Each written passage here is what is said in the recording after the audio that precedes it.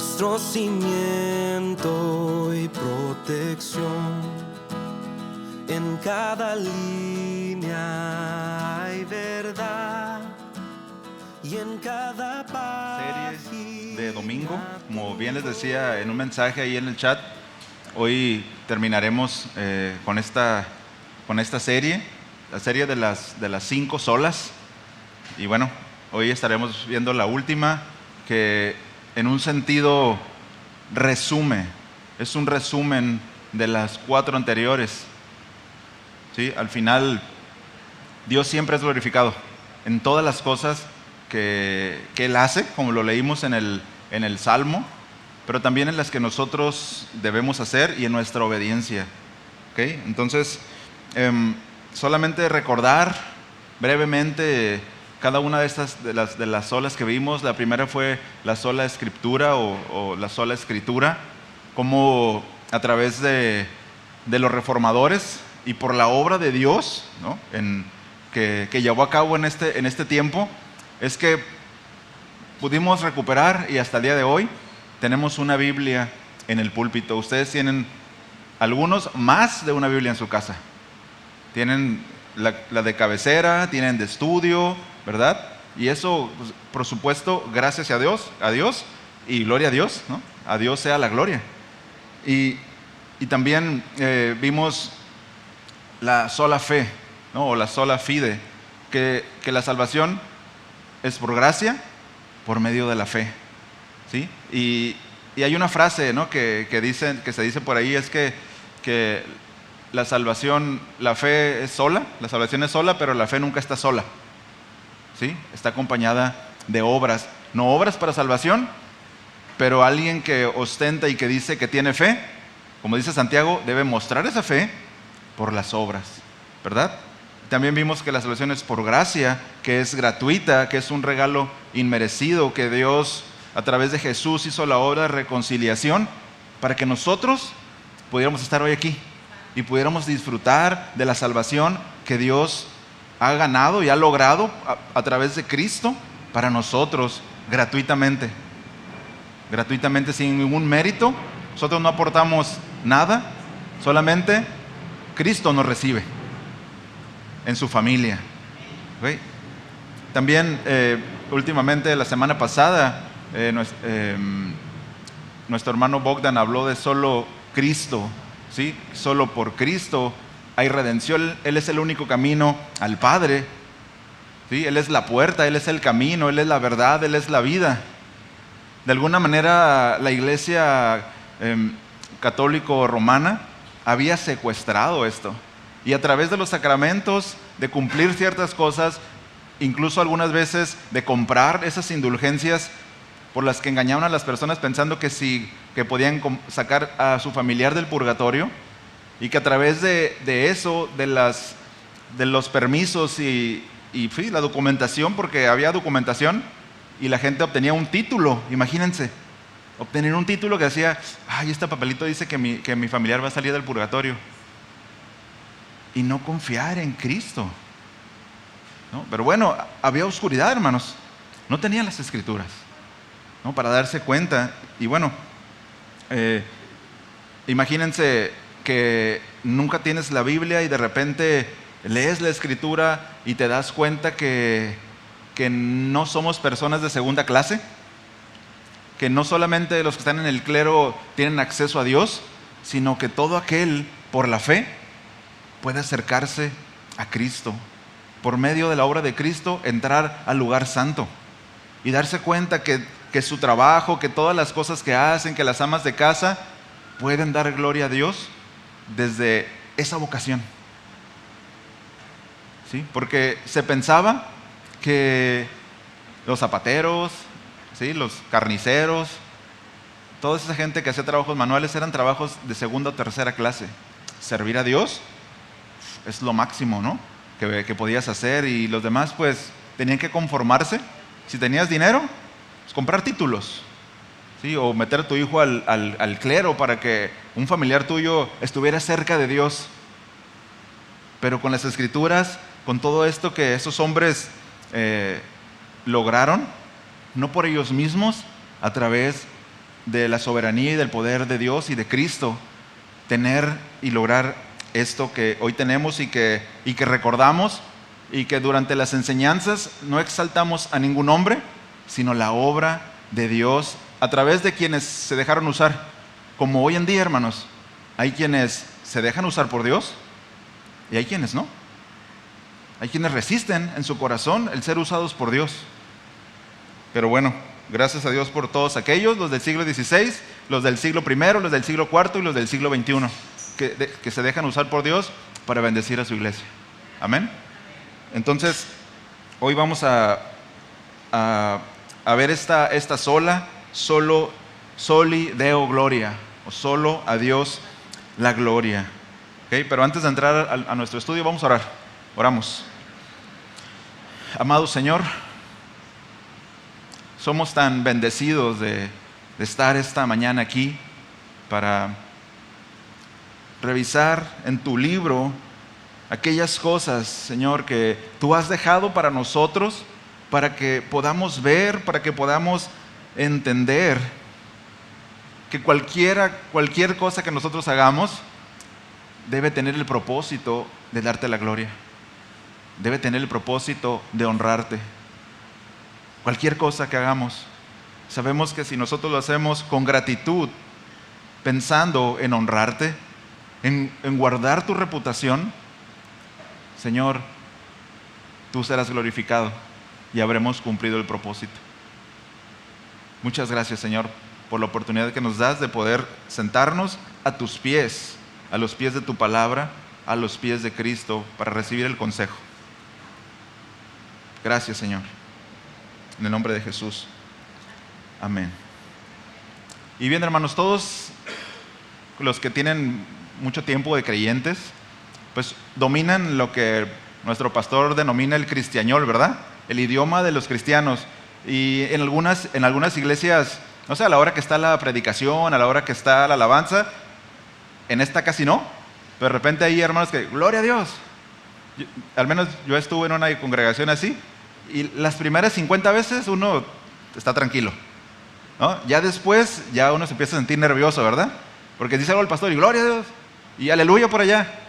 Y bueno, no digo que esté mal, ¿verdad? Está bien, es devoción mientras sea sincero. Pero manejamos ciertas palabras y a veces pudiera ser que no ubicamos el concepto, el significado o el peso que tienen las cosas que decimos, ¿verdad?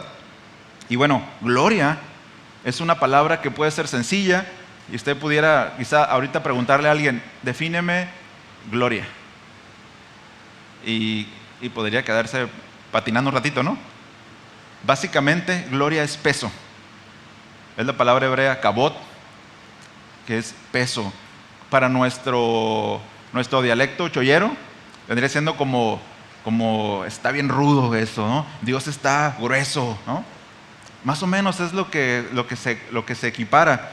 Pero vamos a ser más teológicos y vamos a ver una definición teológica de gloria. Decía la palabra hebrea kabot, que significa peso, que significa importancia, también significa resplandor, ¿sí? Y a veces en la Biblia se refieren a circunstancias que muestran gloria humana. Por ejemplo, en el Salmo 49:16 habla de las riquezas del hombre, que para él son gloria. También habla de una buena reputación que tenía, por ejemplo, Job, en Job 29:20. Y también hablan de una posición espiritual de un hombre que llega a ser a un hombre sentir que es glorioso de alguna manera, pero generalmente en las Escrituras describe, cuando se habla acerca de gloria, no tanto la gloria de los hombres, sino la presencia y el poder de Dios entre los hombres, ¿no? Y eso podemos verlo, por ejemplo, en Deuteronomio 5:24. Acompáñame ahí, por favor. Deuteronomio 5:24.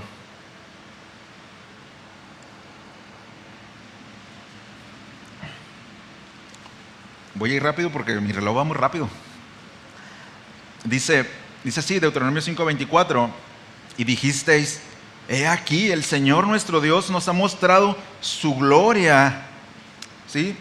Nos ha mostrado su importancia, su resplandor y su grandeza, y hemos oído su voz en medio del fuego, y hoy hemos visto que Dios habla con el hombre y éste aún vive. ¿No? Habla del poder, de la grandeza de Dios. Pero también encontramos la palabra gloria en el griego, que es la palabra doxa, que su significado más básico es pensar o parecer. Y dentro del idioma clásico del griego, esto tiene que ver con lo que uno piensa por sí mismo o lo que otros piensan de uno. Cuando hablamos de doxa, es la reputación, ¿sí? Lo que yo pienso de mí también, y eso, ¿no? Reputación, lo que otros piensan de mí mismo. También puede hablar acerca de adquirir fama o honra o adquirir alabanza. Que esto se escucha muy mal, ¿no? Entre los hombres, pero con el Señor no. Él puede adquirir fama. De hecho, exaltamos su nombre en la alabanza, ¿sí? Él adquiere honra, Él adquiere alabanza. Entonces, ¿qué hay que entender a partir de estas definiciones, hermanos? Que hay un aspecto visible de Dios, su resplandor, como Dios en el Sinaí, una nube, truenos, rayos, una luz que podía dejar ciego a las personas, ¿no? Una presencia visible, impresionante, mucho más de lo que quizá pudiéramos explicar o que la Biblia nos dice y que podamos entender, ¿no? Hay un aspecto visible o externo de la gloria de Dios. Y el Salmo 19:1 que leímos hace un momentito habla precisamente de eso, ¿no? De que los cielos cuentan la gloria de Dios. Y yo no sé si ustedes han visto algún atardecer, ¿no? Y más allá en La Paz los atardeceres son impresionantes, ¿no? ¿Y qué pasa cuando le tomas dice, no puede ser este atardecer increíble, nunca lo había visto antes? Le tomas una foto y ¿cómo se ve en la foto? Se arruina, ¿verdad? Y se dice, y se lo compartes a alguien, le dices, va ahí, ¿no? Nota, la imagen no justifica lo que yo estaba viendo, ¿no? Porque llega a ser impresionante como los matices de color en las nubes. Y bueno, eso aquí en lo que podemos ver, pero las cosas que hay allá afuera, hermanos, las nebulosas, impresionante las cosas que Dios hace y que dice que los cielos cuentan la gloria de Dios. Es decir, podemos decir, ay Dios, por las cosas que Él muestra a través de las cosas que Él creó, ¿no? Entonces esto da una evidencia y el hombre puede conocer a Dios. Acompáñame a Romanos 1:19 al 20, por favor. Romanos 1:19 al 20. Son importantes estas citas, hermanos. ¿Podemos ir? No vamos a ir a todas, pues, pero Romanos 1:19 al 20. ¿Ya estamos ahí? Dice la palabra, porque lo que se conoce acerca de Dios es evidente dentro de ellos. Número 1, ¿verdad? Pues Dios se lo hizo evidente. Es decir, el hombre, aunque no sea cristiano y pueda ostentar, decir, sí, Dios existe, yo conozco a Dios. Dice que Dios puso dentro del hombre eso, que Él le conozca. Pero versículo 20, dice, porque desde la creación del mundo, sus atributos invisibles, su eterno poder y divinidad, se ha visto con toda claridad. Vean esa palabra, es importante, con toda claridad. No está oculto a nadie. Se ha visto con toda claridad, siendo entendidos por medio de lo creado. De manera que no hay excusa. Nadie se va a parar delante del Dios en el juicio, decir, qué rarísimo lugar es este porque yo no sabía que podía existir esto. ¿Y tú quién eres, no? No. Dios se lo manifestó, le dijo, mira los astros, mira el sol, ¿no? La luna. Dios se lo manifestó. Pero ese es el aspecto externo del cual el hombre no tiene excusa de decir que no conoce a Dios. Pero hermanos, hay un aspecto más profundo de Dios, un aspecto interno que denota el ser de Dios, ¿sí? La persona de Dios. Y por favor, vaya rapidísimo ahí a Éxodo 33:18. Éxodo 33, 18. El texto es interesante porque Moisés ya había estado en la presencia de Dios. Había hablado con Dios. Había visto la gloria de Dios resplandeciente, la voz como truenos. Pero vean lo que le dice Moisés a Dios en el versículo 18. Dice, entonces Moisés dijo, te ruego que me muestres tu gloria. Y uno podría pensar, Moisés, ¿y qué es lo que acabas de ver? ¿Qué es lo que acabas de ver? ¿No viste mi gloria? Como sus discípulos a Jesús. No, muéstranos al Padre. ¿Recuerdan? He estado entre vosotros, Felipe, tanto tiempo y no me conocéis. Pero vean, Dios no le responde como nosotros responderíamos, ¿verdad? Vean lo que Dios le dice en el versículo 19. Dice, y él le respondió, yo haré pasar toda mi bondad delante de ti y proclamaré el nombre del Señor delante de ti y tendré misericordia del que tendré misericordia y tendré compasión de quien tendré compasión. Moisés no estaba hablando de la nube luminosa que había visto antes. Él estaba buscando, hermanos, una manifestación más profunda de Dios, una manifestación especial de Dios, una que ya no le permitiría desear más a Dios. ¿Y saben qué le contesta a Dios? Algunos eruditos dicen que la respuesta de Dios tiene que ver con, te voy a mostrar mi belleza moral, mi hermosura moral. No solamente lo externo, que puede ser glorioso, que puede ser impactante, sino la belleza moral de Dios. Y Isaías, pasa lo mismo con Isaías. Vaya por favor a Isaías 6.1. Isaías 6.1. Pasaje conocido. Tiene una visión Isaías. Dice así Isaías 6.1. En el año de la muerte del rey Usías, vean esto, vi yo al Señor sentado sobre un trono alto y sublime, dice, y la orla de su manto llenaba el templo. Vamos a leer el 2 también, dice, por encima de él había serafines, cada uno tenía 6 alas, con 2 cubrían sus rostros, con 2 cubrían sus pies y con 2 volaban.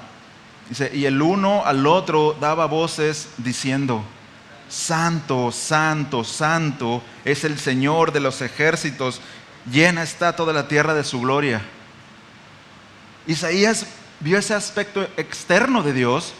Dice que vio al Señor sentado en una visión glorioso, hermanos. ¿Quisieran ver al Señor sentado en su trono? Glorioso. Pero más profundamente, Isaías conoció la santidad de Dios. No es un aspecto externo. Habla de la intimidad, de una profundidad del ser ontológico de Dios. De la profundidad, de la intimidad del conocimiento de Dios. Y es lo que estaba pidiendo Moisés. Señor, yo no me conformo con una experiencia externa. Y sabe, muchos lugares llega el domingo y se conforman con una experiencia externa. Y piensan que quizás llorar o tirarse al piso o caerse hacia atrás o hacia el frente o salir volando por la ventana es una experiencia que dices, wow, estuvo la presencia de Dios. Pero lo que Isaías y Moisés dicen, que más profundamente y que es mucho mejor conocer la hermosura, ¿sí?, en la intimidad de Dios, su moralidad, su santidad, su justicia. Quizás los atributos que no son palpables, pero que están dentro del carácter de Dios. Hermanos, eso es mucho mejor. Eso es mucho mejor. ¿Saben que Moisés, cuando estuvo en la presencia de Dios, dice la palabra que su rostro brillaba, ¿no? Y tenía que cubrirse. Qué incómodo, ¿no? Pero ¿sabe? Un día se le quitó el brillo. Un día dejó de... ¿Y qué pasó? No, pues ya se le acabó la gloria a Moisés. No.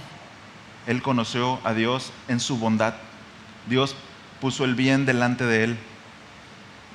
Eso es para un estudio más profundo, hermanos. No vamos a abundar tanto en eso, pero qué importante es lo íntimo y lo esencial, conocer la majestad inefable de Dios. Tener eso, hermanos, nos va a hacer no conformarnos con las riquezas, no conformarnos con poder, no conformarnos con las cosas de este mundo, incluso con los dones que Él nos da. ¿Qué importa que no tenga un don para predicar? ¿Qué importa que no tenga un talento para tocar música? ¿Qué importa que no tenga cosas? Pero si puedo conocer en la intimidad, en la profundidad, tu ser, habrá valido la pena vivir. Jeremías 9:23 dice así: así dice el Señor, no se gloríe el sabio de su sabiduría, ni se gloríe el poderoso en su poder, ni el rico se gloríe de su riqueza. Mas el que se gloríe, gloríese de esto, de que me entiende y me conoce, pues yo soy el Señor que hago misericordia, derecho y justicia en la tierra. Por estas cosas me complazco, declara el Señor. El Señor que da todas esas cosas que los hombres persiguen, básicamente lo que dice el texto, es mejor que todo eso. Que la gloria, que el poder, que la riqueza, que la sabiduría, conocerle es mejor que todo eso. Entonces, de esto se deriva que la razón mayor, hermanos, de hacer lo que hacemos, de cómo nos comportamos, de cómo nos dirigimos, la razón mayor de por qué hacemos las cosas que hacemos, debe de radicar en la comprensión interna y profunda de la naturaleza esencial de Dios. ¿Se lo repito? La razón mayor de por qué hacemos lo que hacemos radica en la comprensión interna profunda de la naturaleza esencial de Dios. Es decir, yo no voy a portarme bien porque Dios va a descargar su ira sobre mí, o porque Dios se va a enojar, porque Dios me va a exterminar. No, yo no voy a ser adúltero, ni voy a ser fornicario, ni voy a robar, ni voy a hacer tranza en mi trabajo. No porque Dios me va a castigar, sino porque Dios es santo, sino porque Él es moralmente puro. Y yo represento eso, y yo quiero representar esa parte esencial de Dios más allá de lo externo. De tal manera, hermanos, que cuando nosotros hacemos lo que hacemos, expresamos a Dios. Es decir, expresamos su reputación y quién es Él. Eso es darle gloria a Dios. Si tú eres un buen trabajador, si tú haces todo lo que haces para la gloria de Dios, estás representando a Dios. Es decir, la gente va a decir, verdaderamente Dios es real y fiel. Representas a Dios. Hablas bien de Él. ¿Qué importas tú? Si tú sufres para que se hable bien de Dios. Eso es entrar en esa intimidad esencial de lo que Dios es. Y bueno, hacer eso, hermanos, nos va a dar la satisfacción más grande que pueda existir. Puedes decir, Señor, como el apóstol Pablo, para mí el vivir es Cristo y el morir es ganancia. Ya no necesito más de este mundo. ¿Qué más puedo tener que haberte conocido así como te conozco? ¿Qué lo va a reemplazar? Sin embargo, el corazón es engañoso y siempre está buscando gloria, hermanos. Siempre está buscando obtener gloria de algo, y a veces de algo piadoso. Acompáñame al Salmo 115, por favor. Salmo 115.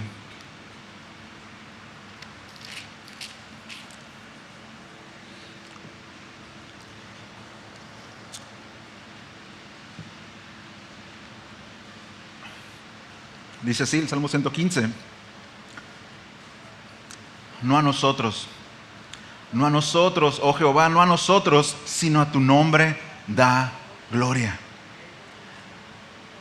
Como el apóstol Pablo decía, ¿no? Que él conocía a un hombre, ¿no? Y que no sabe si en la carne o en el espíritu tuvo visiones, cosas que no les es permitido decir a nadie, ¿no? Aún de eso no se gloriaba, aún de eso no participaba, cosas de que podía gloriarse. Pero yo estoy seguro que conocía estos salmos perfectamente y decía: no a nosotros, oh Jehová, no a nosotros, solo a tu nombre da gloria. Y si nosotros meditamos en este texto, hermanos, si meditamos en él en relación a la creación, ¿sí? A lo que Dios ha creado, nos vamos a dar cuenta que la creación cumple su trabajo. Una pequeña flor ahí en el pasto, esas florecitas que salen en la mañana y para la tarde ya se marchitaron. Sale esa flor y si pudiera hablar, te diría: crecí para dar gloria a Dios, no a nosotros o a nosotras, ¿no? Sino a Dios la gloria. Y cada que ves que sale el sol, no a nosotros, y las estrellas, no a nosotros, solo a Dios la gloria. La creación cumple su trabajo y su propósito, desde el insecto más insignificante hasta el animal más imponente, desde la pequeña plantita, el pasto, que solamente cuando llueve y hace que se vea todo bonito verde, ¿verdad? Porque estaba todo seco. Y cumplió su propósito y es feliz. ¿O han escuchado un pasto quejándose? ¡Qué chiste! Si yo fuera como un árbol, como las secuoyas, que pueden vivir miles, dicen, ¿no? Al menos de años. La prueba de carbono 14, ¿no? Incluso esas plantas, ¿no? Ese parque de las secuoyas, imponentes, árboles gigantes, su propósito: dar la gloria a Dios. Dar la gloria a Dios. En relación a nosotros, el Catecismo Mayor de Westminster dice lo siguiente en su primer artículo. Dice: el fin principal y más alto propósito de la existencia del hombre es glorificar a Dios y gozar plenamente de Él para siempre. El principal y más alto propósito de la existencia del hombre es glorificar a Dios y gozar plenamente de Él para siempre. Esto no es a los cristianos, hermanos, es a toda la humanidad. A toda la humanidad. ¿Y sabe qué? El hombre ha fallado una y otra vez. Una y otra vez. Ha fallado en cumplir el propósito que Dios le dio. Lo leímos ahí en Romanos 1. Estuvimos en Romanos 1. Vaya por favor otra vez. Romanos 1, versículo 19. A partir de ahí. Y voy a leer hasta el 25 de corrido. Romanos 1, 19 al 25 dice nuevamente: porque lo que se conoce acerca de Dios es evidente dentro de ellos, pues Dios se lo hizo evidente. Dice: porque desde la creación del mundo sus atributos invisibles, su eterno poder y divinidad se han visto con claridad, siendo entendidos por medio de lo creado, de manera que no tienen excusa. 21, pues aunque conocían a Dios, ahí está, culpable, conocía a Dios. Y vean, dice: no le honraron como a Dios ni le dieron gracias. Falló el hombre. Sino que se hicieron vanos en sus razonamientos y su necio corazón fue entenebrecido. Profesando ser sabios, se volvieron necios. Y vea esta parte: y cambiaron la gloria del Dios incorruptible por una imagen en forma de hombre corruptible, de aves, de cuadrúpedos y de reptiles. Conscientemente. 24, por consiguiente, Dios los entregó a la impureza en la lujuria de sus corazones, de modo que deshonraron entre sí sus propios cuerpos. Vaya viendo cuál es el juicio de Dios para el hombre, que ha deshonrado a Dios y que ha cambiado la gloria de Dios por los ídolos. 25, vean, el tercer escalón que lleva a la espiral descendente. Cambiaron la verdad de Dios por la mentira y adoraron y sirvieron a la criatura en lugar del Creador, que es bendito por los siglos. Amén. Las consecuencias de haber fallado en el propósito que Dios puso para el hombre y haber deshonrado a Dios, de no mostrar gratitud a Dios, de cambiar su gloria por ídolos que no hablan, ni ven, ni escuchan. Y algunos ídolos sí hablan y ven y escuchan y están en el espejo ahí en las mañanas. De cambiar la verdad por la mentira. Las consecuencias, hermanos, de esta voluntaria rebelión contra Dios ha provocado que su ira se revele desde el cielo. ¿Y saben en qué manera se ha manifestado esa ira de Dios? En quitarle el freno. El hombre empezó deshonrando a Dios, luego Dios los entregó un corazón entenebrecido, un corazón oscurecido.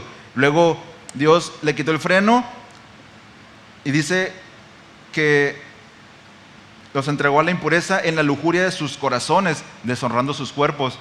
Pero le quitó el otro freno y el hombre cambió el uso natural por el que es contra naturaleza. Hombres con hombres, mujeres con mujeres. La ira de Dios, el juicio de Dios. Pero Dios no lo está haciendo. ¿Quieres eso? Dios restringe la maldad, pero cuando el hombre insiste, hermanos, Dios quita el freno y desciende. Y va de mal en peor. Y Romanos, este texto podría seguirse agregando y escribiendo. Porque ahora el hombre dice, Dios, a mí no me importa que tú digas si soy hombre o soy mujer. A mí no me importa lo que la genética diga. Yo voy a hacer lo que yo quiera. ¿Sabe qué es eso? Dios quitando el freno. La espiral descendente del juicio de Dios. Pero en el fondo, hermanos, hay misericordia. Porque algunos, hasta que están hasta el fondo, claman a Dios. Y Dios es bueno, ¿no? Y Él tendrá misericordia de quien tendrá misericordia.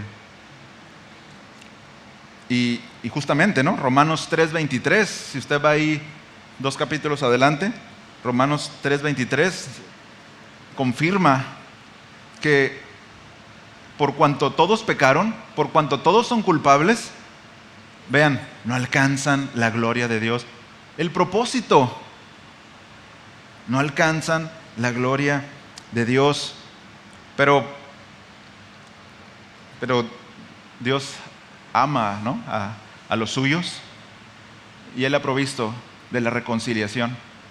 Y el versículo 24 al 25 de ahí Romanos dice, siendo justificados gratuitamente por su gracia, por medio de la redención que es en Cristo Jesús, a quien Dios exhibió públicamente como propiciación por su sangre a través de la fe, como demostración de su justicia, porque en su tolerancia Dios pasó por alto los pecados cometidos anteriormente. La única manera de recuperar el propósito por el cual Dios nos colocó en esta tierra, hermanos, del cual Romanos 3:23 dice que fuimos destituidos y que no alcanzamos la gloria de Dios, es a través de Cristo. Es a través de la obra reconciliadora de Cristo.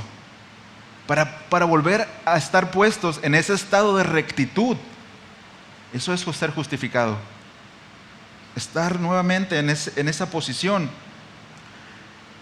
Y poder hacer lo que dice 2 Corintios 3:18. Dice así, 2 Corintios 3:18. Pero nosotros todos, dice, con el rostro descubierto, contemplando como en un espejo la gloria del Señor.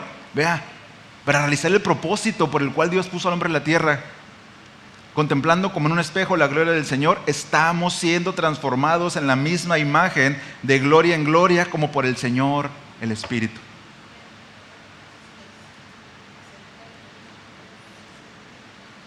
Dios recupera, Cristo a través de su obra en la cruz, Él dijo cuando lo buscaron ahí en Juan, vienen los discípulos y le dicen, Señor, te buscan unos griegos. Y la respuesta de Jesús es súper interesante, hermanos. Él no les dice, pues que pasen, que vengan, o dile que no me molesten, que quieren. No, la respuesta de Jesús es, mi hora ha llegado. La hora para ser glorificado. La cruz glorificó a Cristo. La máxima expresión de la gloria de Dios en Cristo, la cruz. ¿Y por qué respondió eso? Porque él dijo en Juan 10 que él tenía unas ovejas que no eran de este redil. Y cuando vinieron los griegos, es decir, ya empezaba a entrar la plenitud de los gentiles, dice Jesús, ya es tiempo. Llegó la hora. Antes lo querían agarrar, lo querían matar, ¿recuerdan? Y se escabullía, ¿no? No era su hora. Pero llegó la hora para que nosotros, hermanos, podamos nuevamente tener esa posición donde podemos cumplir ese propósito.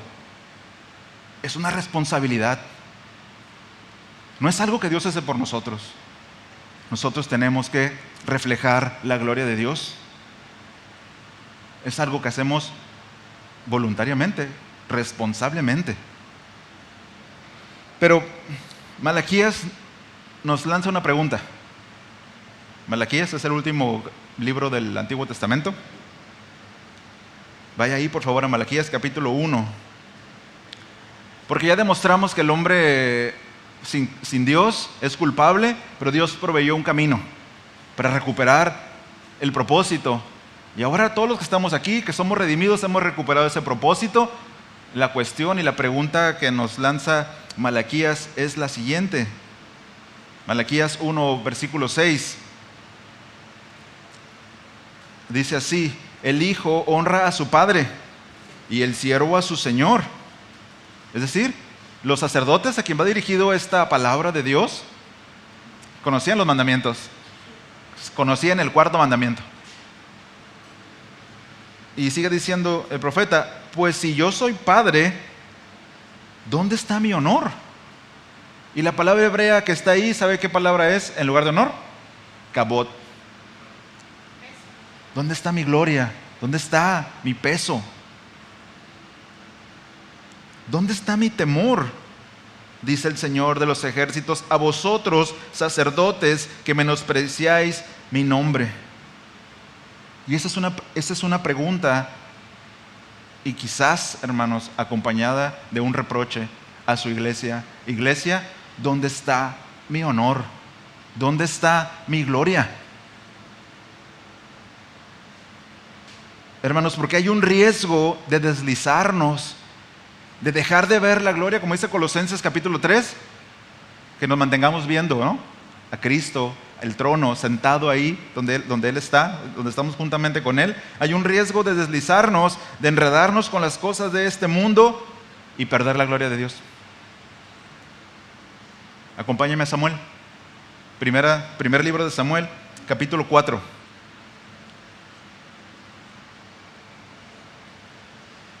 Les platico mientras llega el contexto. El pueblo de Israel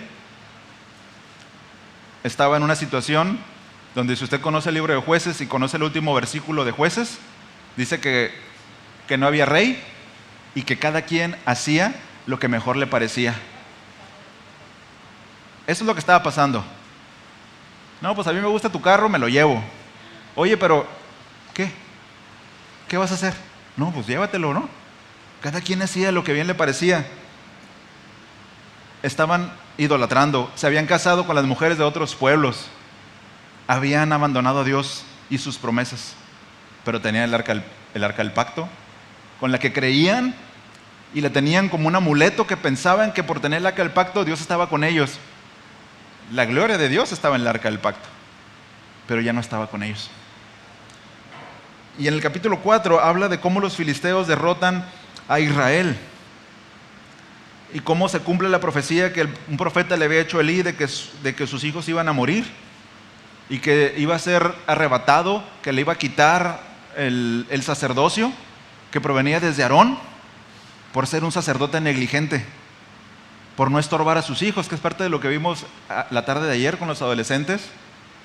Un sacerdote que fue infiel, que deshonró a Dios, prefiriendo a sus hijos y no honrando a Dios. Bueno, Dios le dijo que sus hijos iban a morir Y también él murió. Versículo 18 del capítulo 4. Dice, y sucedió que cuando mencionó el arca de Dios, es decir, los filisteos se llevaron el arca de Dios, dice, Elí cayó de su asiento hacia atrás, junto a la puerta, se rompió la nuca y murió. Vean, pues era entrado en años y pesaba mucho, había juzgado a Israel 40 años. Y su nuera, la mujer de Finés, estaba encinta, estaba embarazada, dice, a punto de dar a luz, y al oír la noticia que el arca de Dios había sido tomada y que su suegro y su marido habían muerto, se arrodilló y dio a luz, porque le sobrevinieron los dolores. Al tiempo que moría, las mujeres que estaban junto a ella le dijeron, no temas, dices, porque has dado a luz un hijo. Pero ella no respondió ni prestó atención, ignoró al bebé. ¿No? Es como volteó su rostro, bebé ahí. Y llamó al niño Icabod, diciendo, se ha ido la gloria de Israel por haber sido tomada el arca de Dios y por la muerte de su suegro y de su marido. Y dijo, se ha ido la gloria de Israel porque el arca de Dios ha sido tomada. Israel se quedó sin la gloria de Dios. ¿Por qué, hermanos? ¿Porque se llevaron el arca? Hace mucho habían perdido la gloria de Dios. Hace mucho no tenían peso. Solamente tenían un amuleto. Lo convirtieron en eso. La arca sagrada de Dios la convirtieron en solamente una cosa. Ellos habían perdido la gloria de Dios. Hermanos, y ese es el riesgo de como creyentes en nuestro propio altar de nuestra vida, haber perdido la gloria de Dios, estar en un estado de Icabod, sin gloria, sin peso. La tragedia más grande para una iglesia local, es tener un púlpito en estado de Icabod, sin gloria. Donde lo que pesa aquí son los mensajes motivacionales, es la prosperidad a la que puedes llegar y no la palabra de Dios y su santidad y su justicia.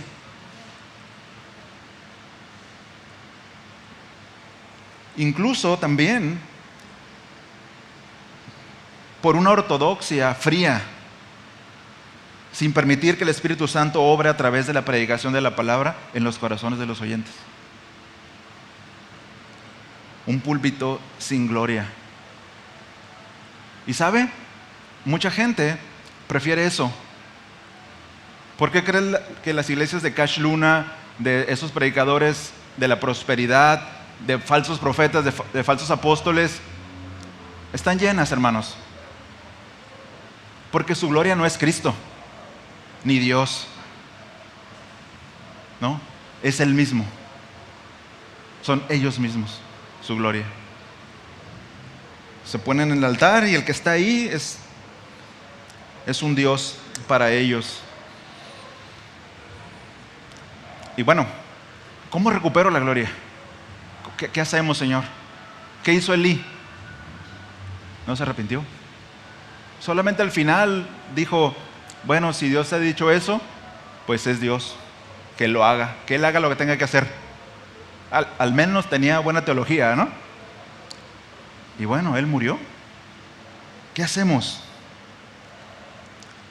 ¿Cuál es la brújula que me va a llevar al norte, donde recupero y donde vuelvo a hacer el trabajo para el que fui llamado? Porque es un extravío, ¿verdad? Si es un creyente, no es que queda condenado, sino que está extraviado y hay que retomar la ruta, ¿no? El GPS dice ahí, ruta incorrecta, redireccionando, ¿verdad? ¿Cuál es la brújula que nos lleva al norte, donde está la gloria de Dios? No puede ser algo más o alguien más que Cristo, hermanos. Que Cristo, nada más. Y bueno, aquí se desprende otra pregunta. ¿Y quién es Cristo para ti? ¿Quién es? ¿Un rabino con una filosofía muy interesante? Incluso aquel que te salvó. Sí, a mí Cristo me salvó, pero Él quedó atrás. Sí, Cristo me salvó antes, cuando yo andaba bien mal. Entonces yo no necesito a Cristo, yo ya no necesito el Evangelio. Ahora necesito cosas más vibrantes, cosas más poderosas, experiencias. ¿Será? Nuestra percepción de Cristo debe ser la misma percepción que tenían los discípulos. No debe de cambiar. Acompáñame a Juan capítulo 1, versículo 14, por favor. Juan 1, 14.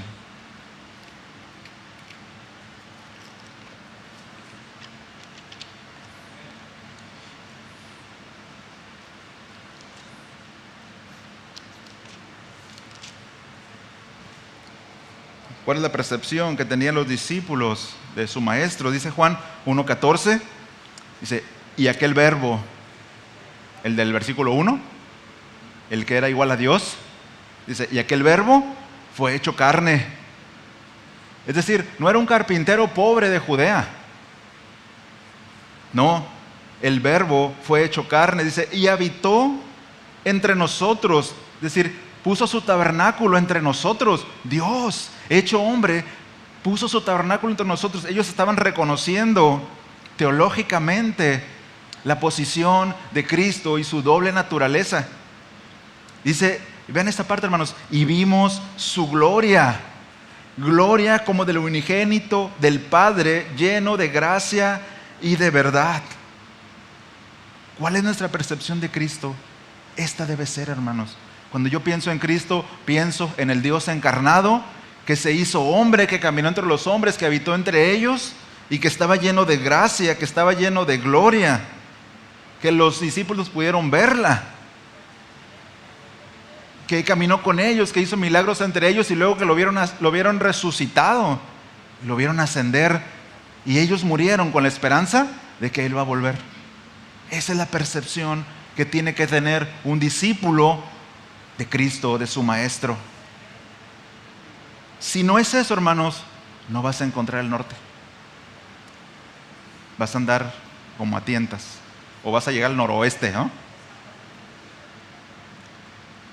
Ya se vino la nube. Ay, ¿no?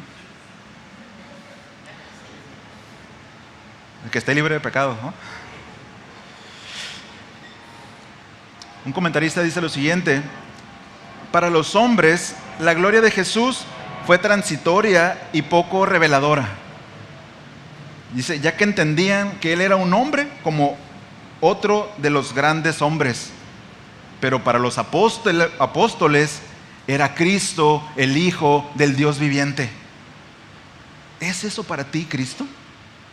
¿Es el Hijo del Dios viviente? Hermanos, si es así, nuestra vida tiene que ser muy distinta. Tiene que tener muchos ajustes. Porque si tu Cristo no solo es un profeta, es el Hijo de Dios, el Hijo del único Dios verdadero, el Hijo del Dios viviente. Wow, Señor, qué bueno que estoy de tu lado. Pero si no lo estoy, juicio e ira del el único que puede enviarte al infierno y tenerte ahí por la eternidad. Ahora, puede ser que nosotros, sí, hermano, para mí Cristo es el Hijo de Dios viviente.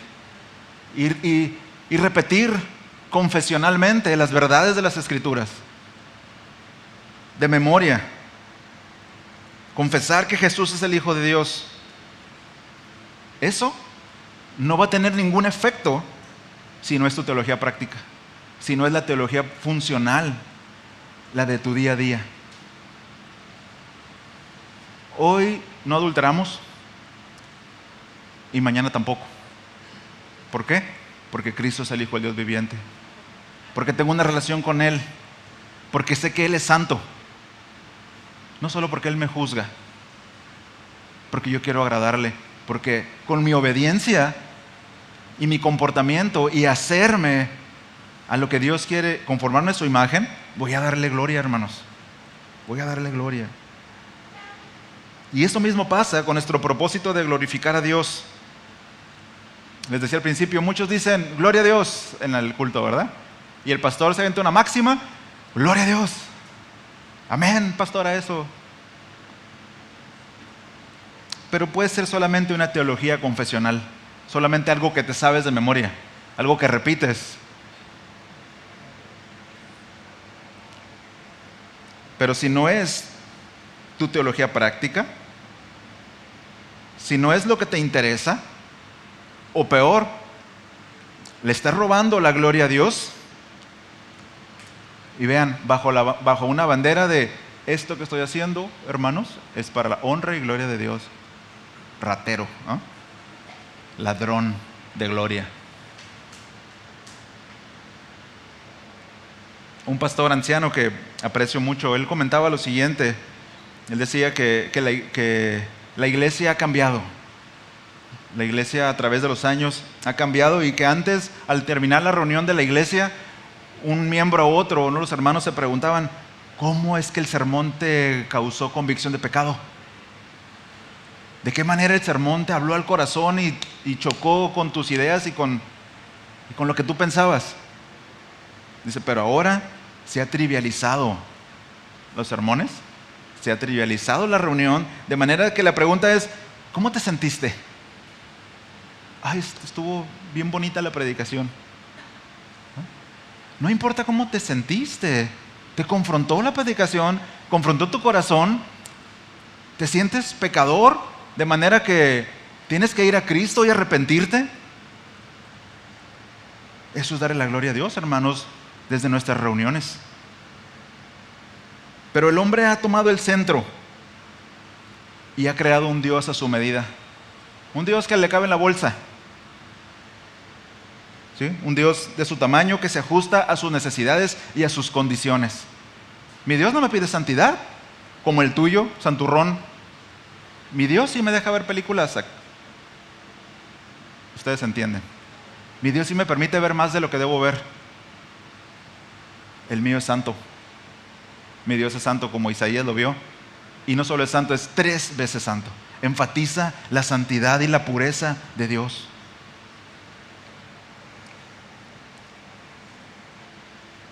Pero ese Dios que se han creado los hombres, hermanos, no es el Dios glorioso de las Escrituras. Ese Dios a la medida no comparte. El Dios de las Escrituras no comparte su gloria con nadie. Y ese Dios de las Escrituras, el glorioso Dios, el único Dios verdadero, te dice que te acerques a Él bajo sus estándares, bajo sus condiciones, porque Él es santo. De manera que nosotros podemos repetir como el salmista, sí, Señor, no a nosotros, sino a tu nombre. No, 2 veces no a nosotros, a tu nombre sea dada la gloria. Y ahora usted podría pensar, y vamos a las conclusiones ya, podría pensar, ay, está medio difícil, pastor. Pues es que apenas, no sé, dar la gloria a Dios en ese sentido, en esa magnitud, pues solamente aquellos hombres que estaban de misioneros y que dan sus vidas, ¿verdad? De maneras que Dios es honrado impresionantemente. La realidad es que no es así. Y de una manera práctica, en 1 Corintios 10:31, por favor, acompáñame. 1 Corintios 10:31.